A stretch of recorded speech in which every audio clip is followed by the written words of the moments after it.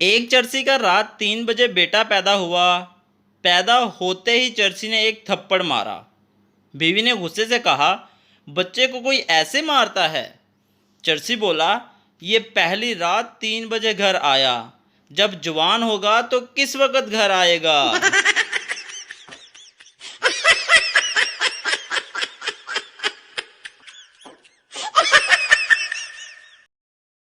बस इस अंग्रेजी ने बेड़ा गर्क किया हुआ है, लेकिन कुछ फायदे भी हैं इसके।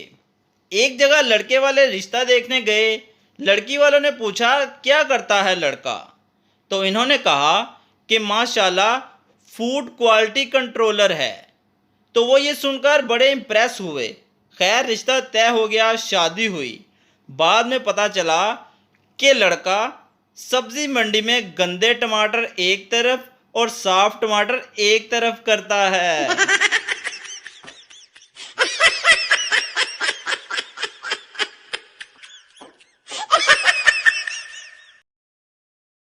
पेंडू मुंडे ਦਾ ਇਜ਼ਹਾਰ ਮੁਹੱਬਤ।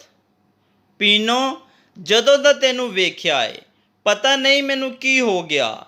ਨਾ ਭੁੱਖ ਲੱਗਦੀ ਨਾ ਨੀਂਦ ਆਉਂਦੀ। ਕੱਲ ਪੱਠੇ ਵੱਢਣ ਗਿਆ ਤੇ ਮੇਰੇ ਹੱਥ ਤੇ ਦਾਤਰੀ ਵੱਜ ਗਈ। ਮੱਝਾਂ ਚੋਣ ਨੂੰ ਵੀ ਦਿਲ ਨਹੀਂ ਕਰਦਾ। ਅੱਜ ਟੁਰਿਆ ਜਾ ਰਿਹਾ ਸੀ ਤੇ ਅੱਬੇ ਦੇ ਹੁੱਕੇ ਵਿੱਚ ਜਾ ਵੱਜਾ।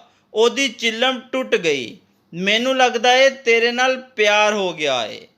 लड़की शर्माते हुए, चल बांदर डंगर जा, मैं नहीं तेरे नाल गल कर दी।